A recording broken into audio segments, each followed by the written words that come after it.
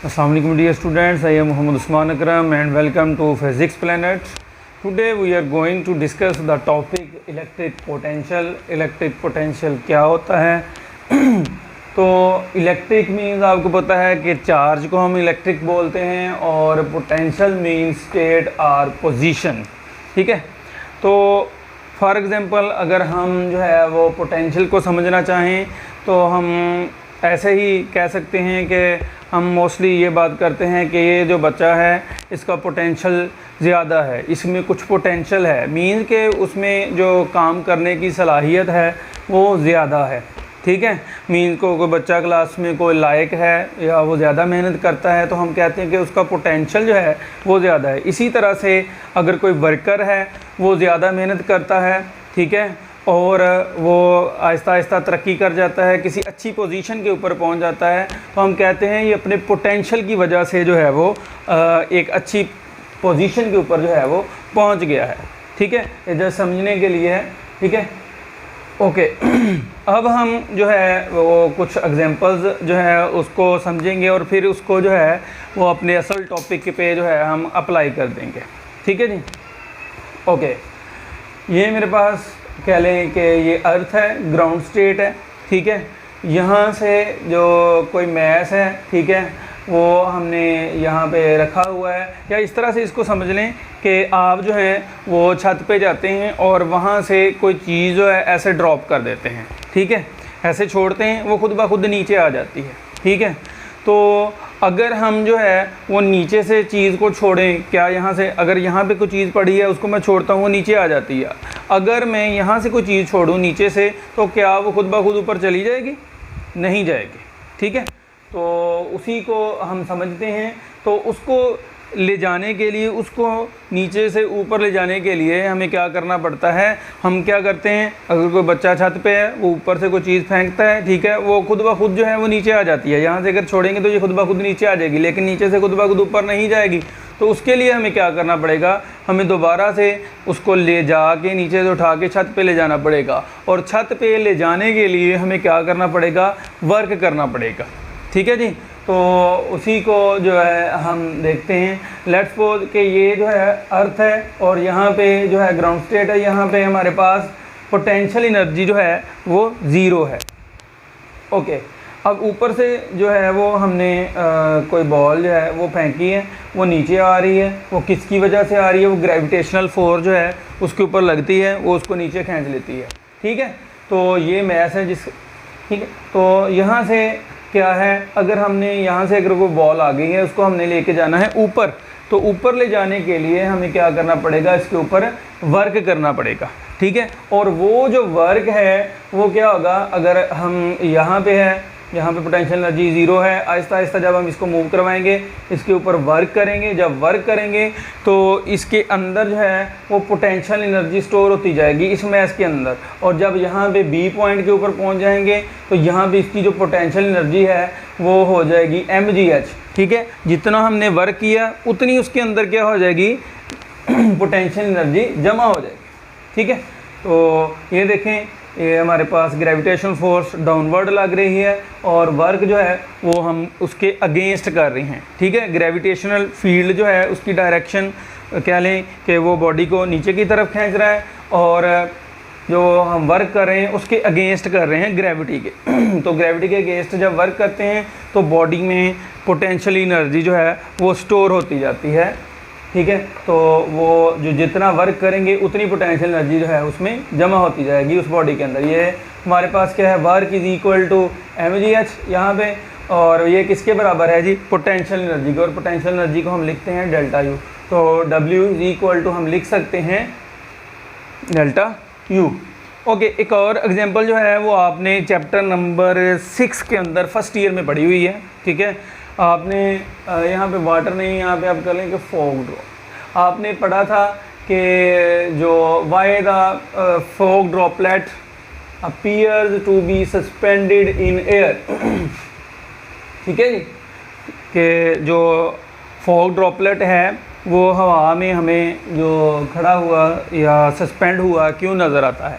ठीक है, उसकी वजह हमने बताई थी कि जो हमारे पास ड्रॉपलेट होता है फॉग का, वो ग्रेविटी की वजह से नीचे को मूव कर रहा होता है, लेकिन उसके अगेंस्ट जो है एक फोर्स लगती है जिसको हम बोलते हैं ड्रैग फोर्स। जब वो ग्रेविटेशनल फोर्स जो है वो ड्रैग फोर्स के इक्वल आ जाती है तो हम कहते हैं कि वो जो पार्टिकल है, वो जो ड्रॉपलेट है, वो क्या हो गया है, सस्पेंड हो गया है और वो मूव करने लगता है यूनिफॉर्म वेलोसिटी के साथ।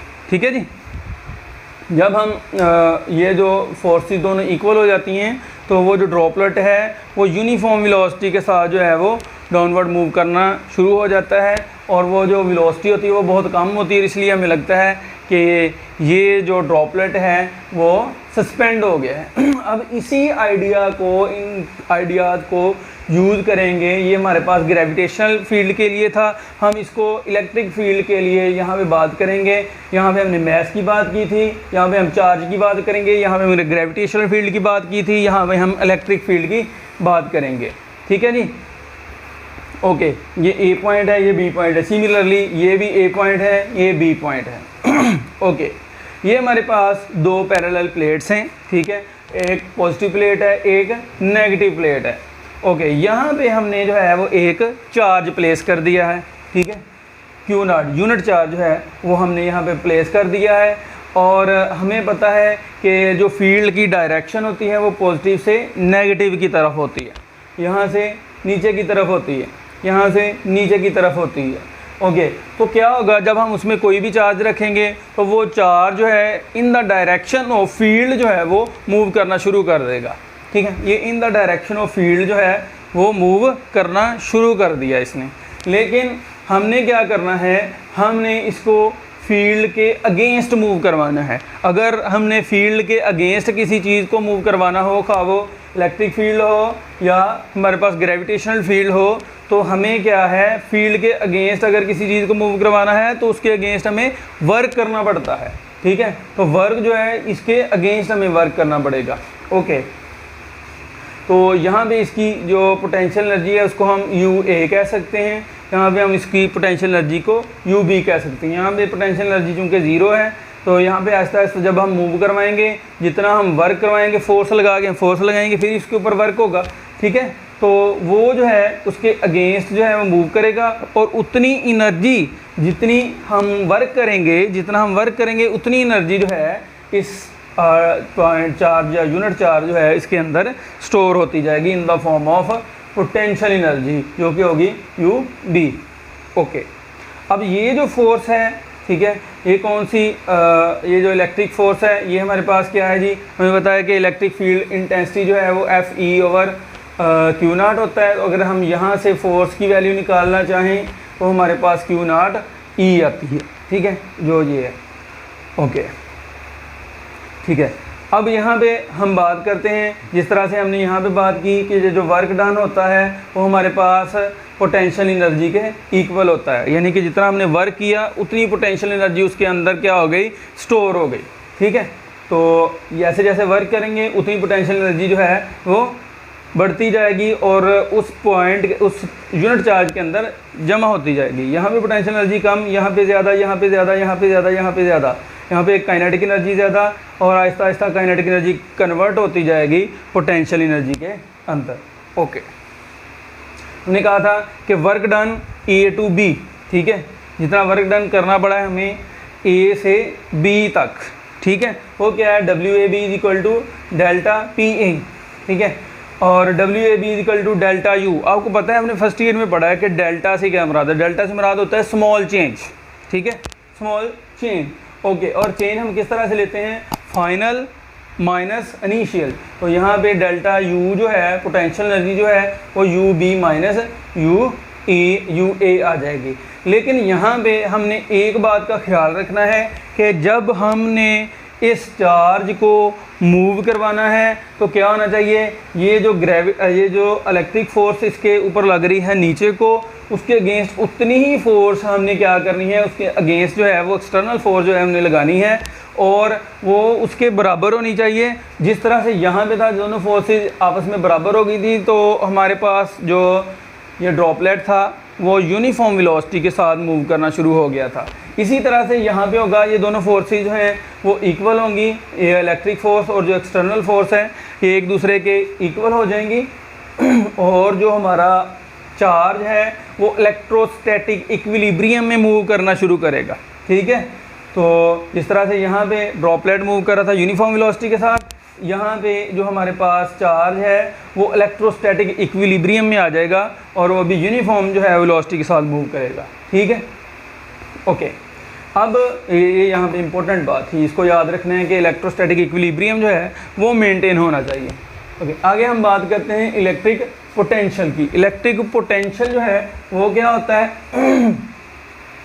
Work done in moving a unit positive charge from A to B while keeping the electrostatic equilibrium of that charge। उस चार्ज का जो इक्विलिब्रियम है, इलेक्ट्रोस्टैटिक इक्विलिब्रियम है, उसको मेंटेन रखना है और हमने वर्क डन करके एक चार्ज को पॉइंट ए से पॉइंट बी के ऊपर जो है वो लेके जाना इसको हम बोलते हैं पोटेंशियल डिफरेंस। मैंने बताया था कि पोटेंशियल क्या है, पोजीशन को बोलते हैं।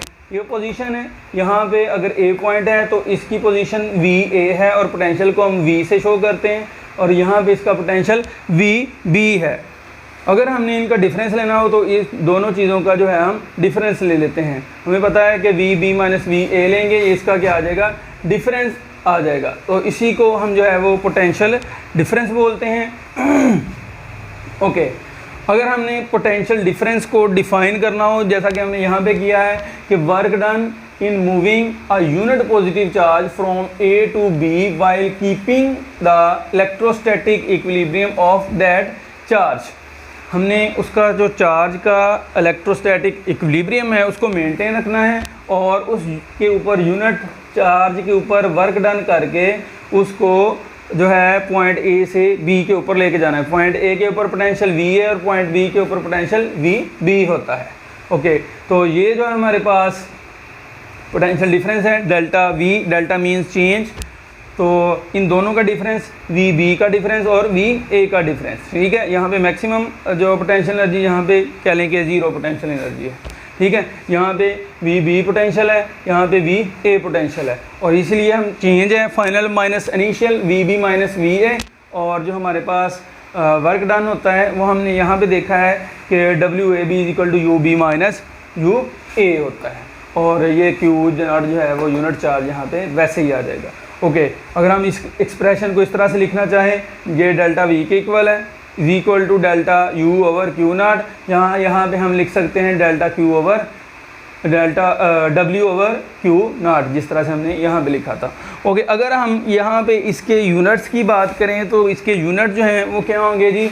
हमें पता है कि जो एनर्जी है, ये वर्क है, उसका यूनिट होता है जूल और जो हमारे पास चार्ज है उसका यूनिट होता है कूलम। तो इसका जो यूनिट है वो जूल पर कूलम आ जाएगा। और जो हमारे पास पोटेंशियल होता है, ठीक है, पोटेंशियल डिफरेंस होता है, उसका यूनिट हमारे पास है वोल्ट। ठीक है, यहाँ पे एक और डेफिनेशन जो है हम वोल्ट की या 1 वोल्ट की हम डिफ़ाइन उसको करना चाहें तो हम किस तरह से करेंगे कि ये हमारे पास क्या है? पोटेंशियल डिफरेंस 1 वोल्ट उस वक्त होगा जब हम 1 जूल ऑफ वर्क जो है उस यूनिट चार्ज के ऊपर करेंगे। क्या करने के लिए? किसी एक पॉइंट से मूव करवा के दूसरे पॉइंट पे ले जाने के लिए एक यूनिट चार्ज के ऊपर जब जितना हम वर्क करेंगे उसको हम बोलते हैं 1 वोल्ट। ठीक है, हम यहाँ से 2 वोल्ट को भी डिफ़ाइन कर सकते हैं, 3 वोल्ट को भी, मुख्तलिफ जो है हम यहाँ पे वैल्यू चेंज करेंगे और उतने वोल्ट को हम जो है वो डिफ़ाइन कर सकते हैं। फिर से सुने, 1 वोल्ट क्या होता है जी? 1 वोल्ट वो पोटेंशियल डिफरेंस है जो कि यूनिट पॉजिटिव चार्ज को मूव करवाने के लिए कितनी एनर्जी से हमें रिक्वायर हो? 1 जूल ऑफ एनर्जी अगर हम लगाएं और चार्ज जो है, यूनिट चार्ज जो है वो पॉइंट ए से पॉइंट बी की तरफ या एक पॉइंट से दूसरे पॉइंट पे मूव कर जाए तो इसको हम बोलते हैं 1 वोल्ट। ओके, इसी तरह से हम जो है और ये जो है, और इसमें भी आपने ख्याल रखना है कि इलेक्ट्रोस्टैटिक इक्विलिब्रियम जो है वो मेंटेन रहे। ये जो है एक स्केलर क्वांटिटी है। अब हमें इलेक्ट्रिक पोटेंशियल जो है उसकी बात करते हैं कि इलेक्ट्रिक पोटेंशियल जो है वो क्या होता है? इलेक्ट्रिक पोटेंशियल को कैलकुलेट करने के लिए हमें क्या करना पड़ता है, लेट्स सपोज कि ये जो हमारे पास एक चार्ज है ए है, जो दूसरा चार्ज है या दूसरा पॉइंट है उसको हमने इन्फिनिटी पे लेके जाना होता है, ठीक है। यानी कि ये हमारे पास ए चार्ज था, ये दूसरा चार्ज है, ये या इससे इन्फिनिट डिस्टेंस के ऊपर है। अगर इन्फिनिट डिस्टेंस के ऊपर है तो हमारे पास ये जो ए है, ठीक है, इसका जो पोटेंशियल होगा वो भी ज़ीरो होगा, ठीक है। अगर हमने इसको इन्फिनिट से वर्क करके यहाँ पे लेके आए, ठीक है, इन्फिनिट डिस्टेंस से इस पॉइंट ए को मूव करवा के किस तरह से वर्क करके, ठीक है, और इलेक्ट्रोस्टैटिक इक्विलिब्रियम को मेंटेन रखते हुए हम बी पॉइंट के ऊपर लेके आए, तो हम उसको बोलेंगे ये क्या है, इलेक्ट्रिक पोटेंशियल।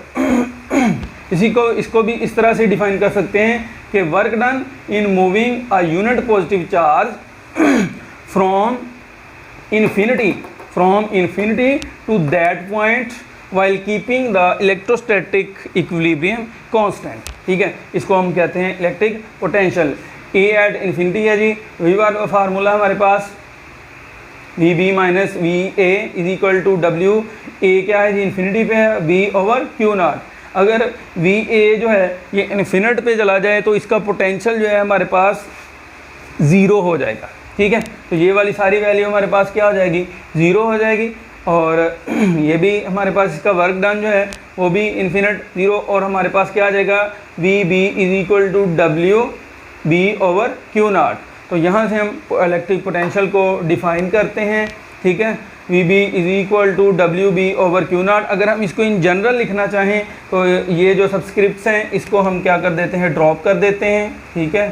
तो यहाँ पे हम जो है इलेक्ट्रिक पोटेंशियल जो है उसको डिफ़ाइन कर सकते हैं। इलेक्ट्रिक पोटेंशियल को हम किस तरह से डिफ़ाइन करेंगे, work done in moving a unit positive charge from infinity to that point while keeping the electrostatic equilibrium constant, ठीक है जी। और ये भी हमारे पास उनके एक स्केलर क्वांटिटी है, तो ये भी एक स्केलर क्वांटिटी है और इसके यूनिट्स भी वही होंगे। उम्मीद है कि आपको समझ आई होगी। अगर नहीं किसी बात की समझ आई तो आप जो है वो पूछ सकते हैं। थैंक यू, अल्लाह हाफिज़।